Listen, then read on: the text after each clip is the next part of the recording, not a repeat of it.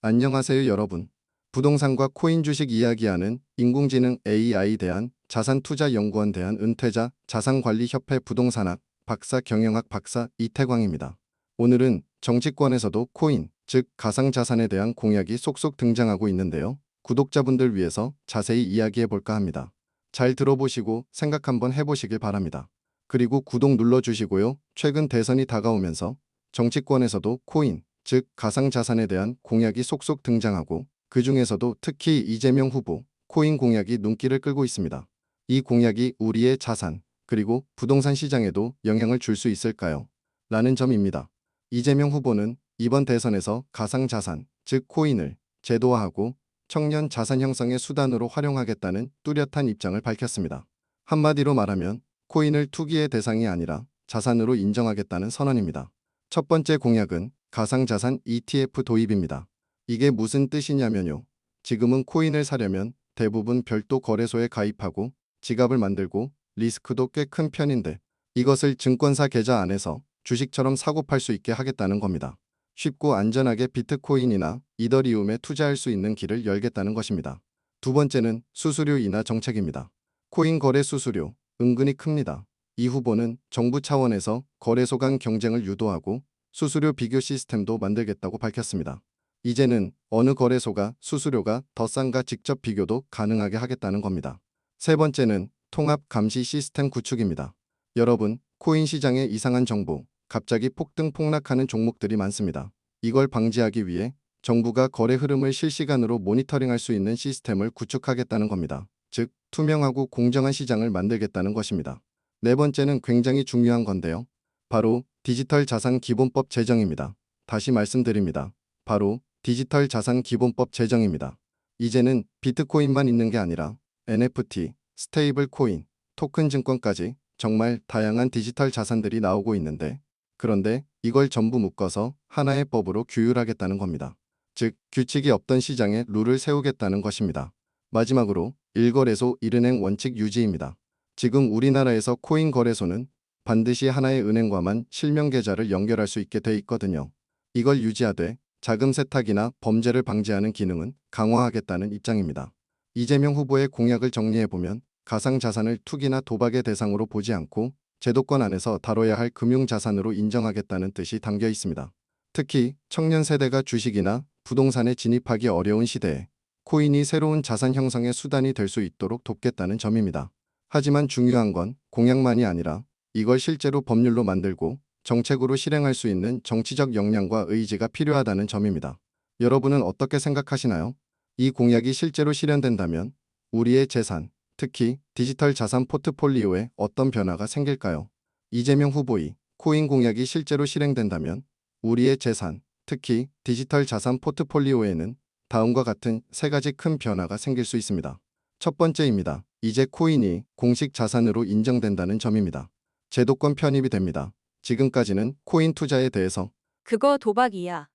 불법으로 묶일 수도 있다던데. 이런 불안감이 있었는데 공약이 현실화되면 비트코인이나 이더리움 같은 코인도 주식과 부동산처럼 정식 자산군으로 인정됩니다.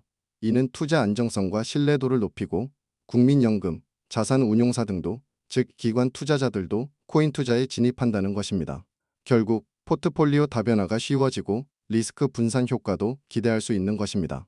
두 번째 ETF 도입 상장으로 진입 장벽이 낮아지면서 더 많은 사람이 쉽게 투자가 되는 것입니다. 현물 ETF가 도입되면 증권사 계좌 하나만 있으면 비트코인에 투자할 수 있습니다. 즉, 코인을 거래소에서 직접 사지 않고도 투자 가능해지는 겁니다. 이것은 마치 직접 금괴를 사지 않아도 금 ETF를 사는 것과 같은 개념이라고 보시면 됩니다. 그래서 중장년층이나 기존 주식 투자자들이 디지털 자산에 더 많이 유입될 수 있습니다. 포트폴리오 구성에도 코인 비중이 자연스럽게 늘어날 수밖에 없는 구조가 됩니다. 세 번째 세금 투명성 강화입니다. 통합 감시 시스템이나 디지털 자산 기본법이 생기면 더 이상 묻지마 코인 투자는 어렵습니다. 대신 투명한 정보와 세금 규제가 생기면서 합법적 투자처로 성숙하게 됩니다. 이 말은 곧 단타나 투기성 코인 투자보다는 장기적인 분산 투자형 디지털 자산 전략이 유리해진다는 뜻입니다.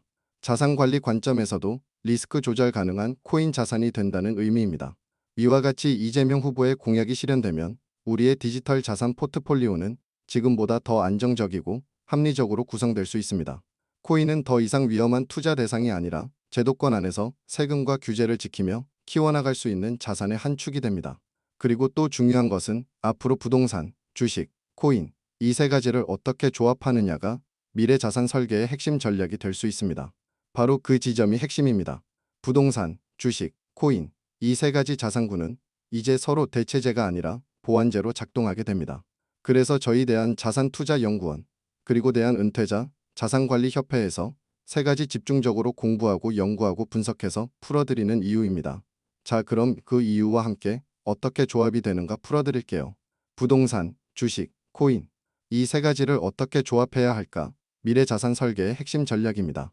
교수님, 주식이 나을까요? 부동산이 나을까요? 아니면 요즘 코인도 다시 오르던데요. 저는 이렇게 대답합니다. 이제는 고르는 시대가 아닙니다. 조합하는 시대입니다. 부동산은 안정성과 실물 자산의 기반의 재테크입니다. 부동산은 말 그대로 땅 위에 있는 자산, 실물의 무게감을 갖습니다. 가격이 급락하거나 하루 만에 반토막 나는 일은 거의 없습니다. 그래서 은퇴자, 중장기 자산가 혹은 현금 흐름 확보용으로 꼭 필요한 자산입니다. 하지만 문제는 진입장벽이 높고 유동성이 낮다는 점입니다. 다음 주식은 성장과 유동성의 중심이기도 합니다. 주식은 기업의 성장을 믿고 투자하는 자산입니다. 배당도 받을 수 있고 언제든 팔 수 있는 높은 유동성을 가졌습니다. 또한 ETF, 리츠 등 다양한 분산 투자 수단도 많습니다. 단점은 시장의 변동성이 크고 글로벌 경기 영향을 많이 받는다는 점입니다. 이제 코인입니다. 새로운 세대의 기회와 리스크, 그리고 디지털 자산, 즉 코인입니다. 아직 제도화는 진행 중이지만 ETF 도입, 법제화, 스테이블 코인 확대가 현실화되면 더 이상 투기가 아닌 신흥 성장 자산으로 인정받을 수 있게 됩니다. 특히 젊은 세대에게는 적은 금액으로도 글로벌 자산에 접근할 수 있는 희귀한 기회가 될 수 있습니다. 이제는 이 세 가지를 조합해야 할 때입니다. 20에서 40대 초반인 경우에는 아무래도 돈이 없어서 코인 20에서 30%, 주식 50%, 부동산 20% 빠른 성장과 유연한 리밸런싱에 집중해야 합니다. 그리고 40대 후반 50대까지는 부동산 40%, 주식 40%, 코인 20% 자산 안정화와 미래 세금, 현금 흐름을 고려할 시기입니다. 60대 이상부터는 아무래도 부동산 60%, 주식 30%, 코인 10% 이하 실물 기반의 안정성과 예측 가능한 수익이 중심입니다. 물론 이건 일반적인 예시일 뿐입니다. 본인의 소득, 가족 상황, 리스크 성향, 그리고 무엇보다 마음의 여유까지 반영해야 합니다. 정리해보면 앞으로의 자산 설계는 무엇을 버릴까가 아니라 어떻게 나누고 조합할까가 핵심입니다. 부동산, 주식, 코인 이 세 가지 자산의 조화로운 분산이 당신의 미래를 지키는 방패이자 기회를 여는 열쇠가 될 것입니다. 이태광이었습니다. 감사합니다. 구독, 좋아요, 알림입니다. 꾹꾹 눌러주세요.